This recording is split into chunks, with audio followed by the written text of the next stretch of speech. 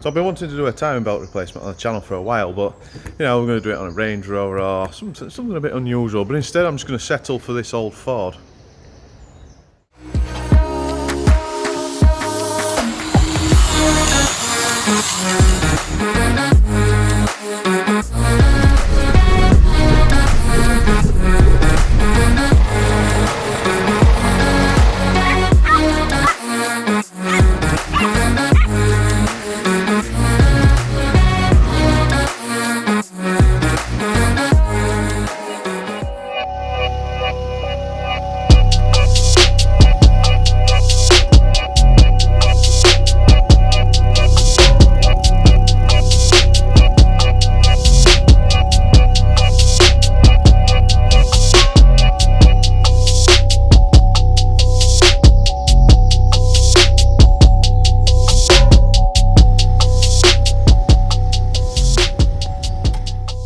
Welcome back to another video.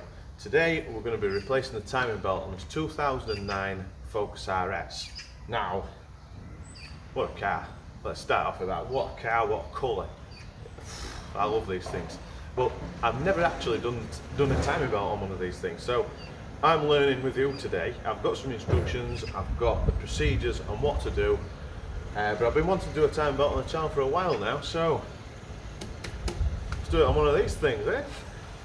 It's far from standard, but I think it's just about 400 brake horsepower, something like that. So yeah, I've never done one before, so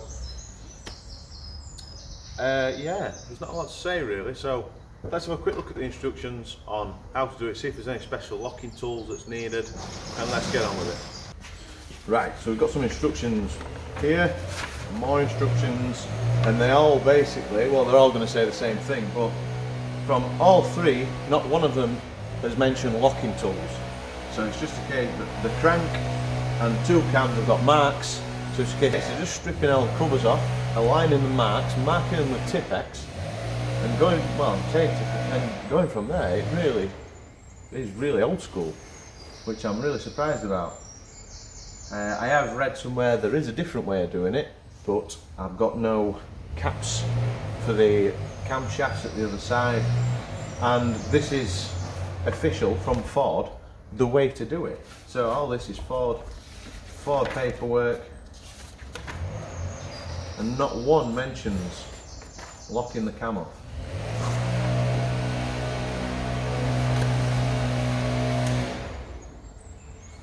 Make sure the installation marks are aligned. That's really old school.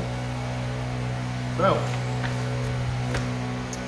I'm going to start by sending the car up, taking off the under tray, taking off all the auxiliary belts, taking off the wheel arch, just so I can get into the timing belt area, and I'm also going to drain the cooling system as well.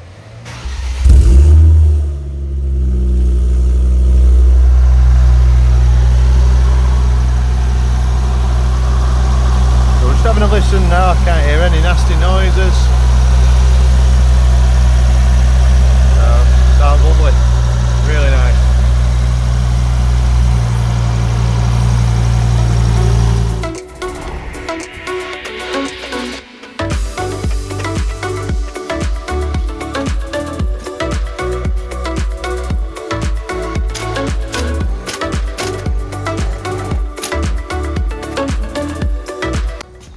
Look at the size of those brakes, they are massive.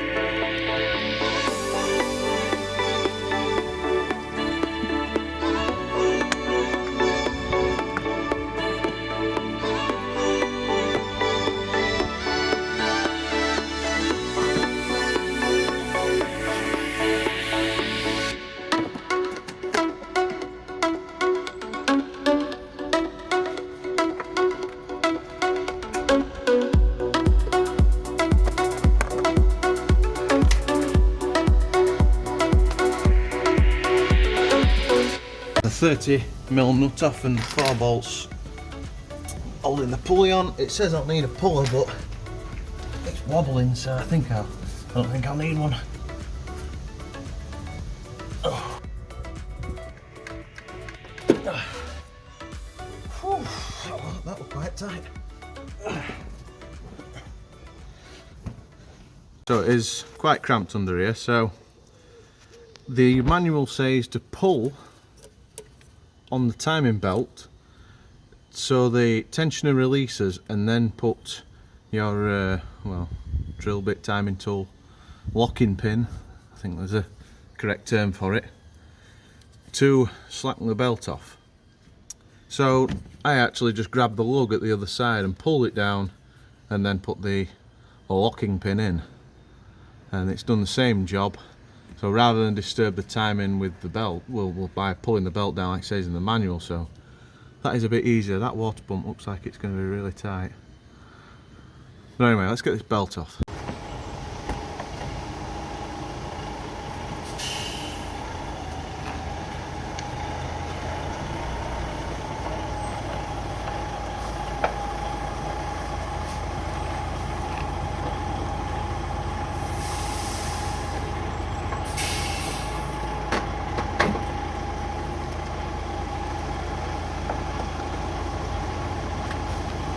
Ah, there we go. The original Volvo belt.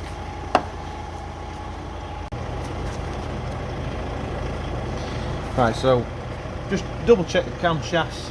They've not moved. I meant to say earlier, I did ring a friend up who works at Ford, and he says this is literally all they do at Ford. You just mark them up, take the belt off and put it back on. I honestly can't believe it's that simple. Now, it's time to battle with this water pump. Now it looks incredibly tight, so I probably won't be doing much filming, so you'll probably come back to me when I've got this water pump off. Right, as expected, that was a complete pain, but it's off.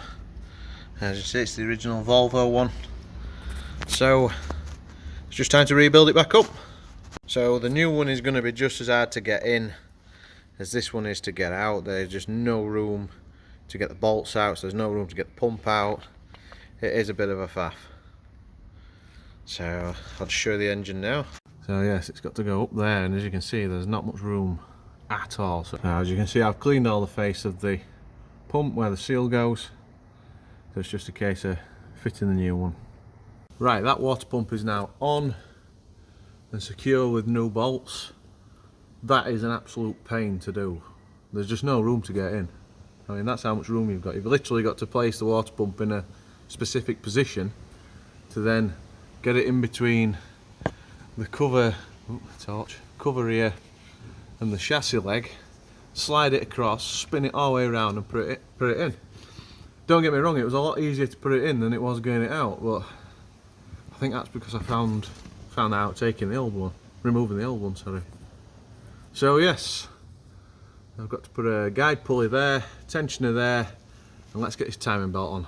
So here we are over the bench. We have a genuine cam belt kit with the new tensioner, new guide pulley, and new cam belt. It actually says Volvo on it. So I'm going to fit the guide pulley first, then the tensioner obviously. The tensioner has a little slot, so you slot it in, put the bolt in, and just release that. When you've got the belt on, you literally release that. Now there's no instructions on here, but usually when you put timing belts on, you start at the crank, go up, around the guide, over the two cams, and then down to the water pump. So this side is tight, and then obviously when you release the tensioner, it then tightens up the rear. So that's pretty much, there's no room, so I can't really show you how to put it on, so I'm just going to put it on and then go through it once it's on. Right, that's the new belt on. The marks are in line, so if we go underneath now, I can show you the reason you fit the belt in an anti-clockwise direction is because, come on, this side is tight, this side is slack. So all I need to do now is pull the pin out of the tensioner, and that will then take up the slack of the belt on the left side. So as crankshaft still in line,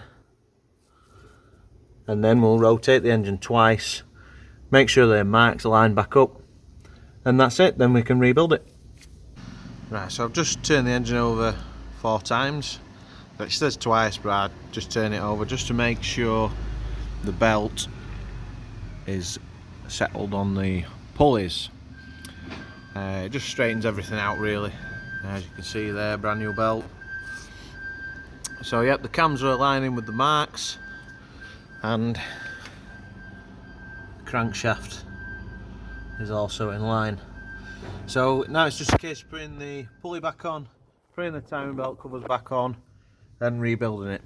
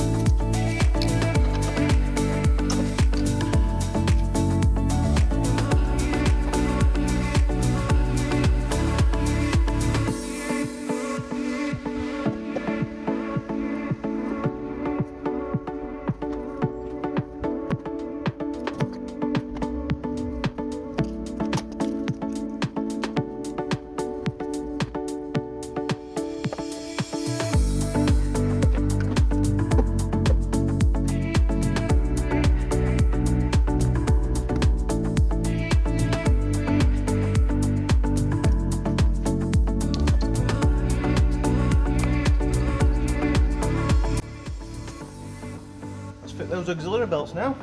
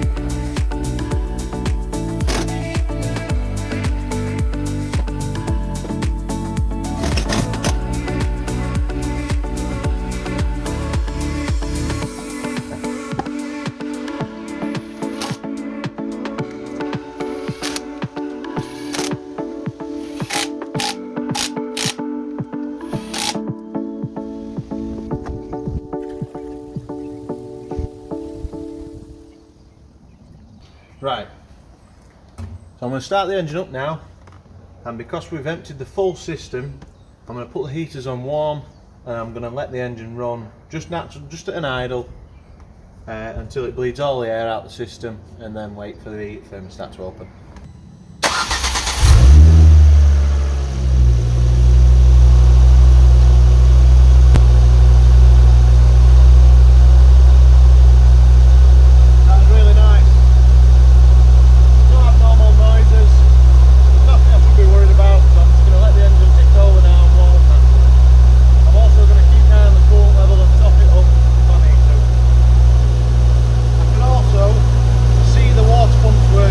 From the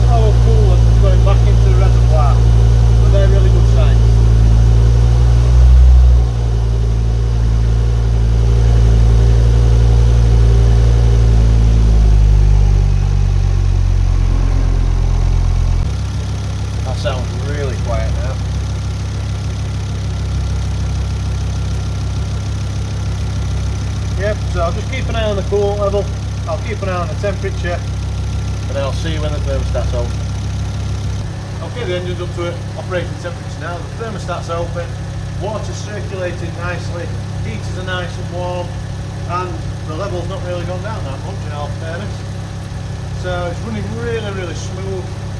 The only jobs I did off camera were just set the car up in the air and check around the water pump and time belt area for any leaks, which there's not, so I fitted the under tray on and torqued the wheel up. So that is the end of this video. I hope you did enjoy that. It's something different for the channel, and I'll try and convince the owner of this to let us out one day. So I hope you enjoyed that, guys.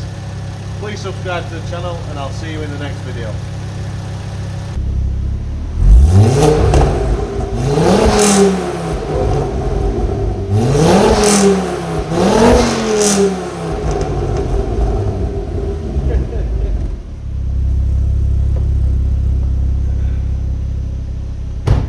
You didn't think I was going to do all that video and not give it some revs.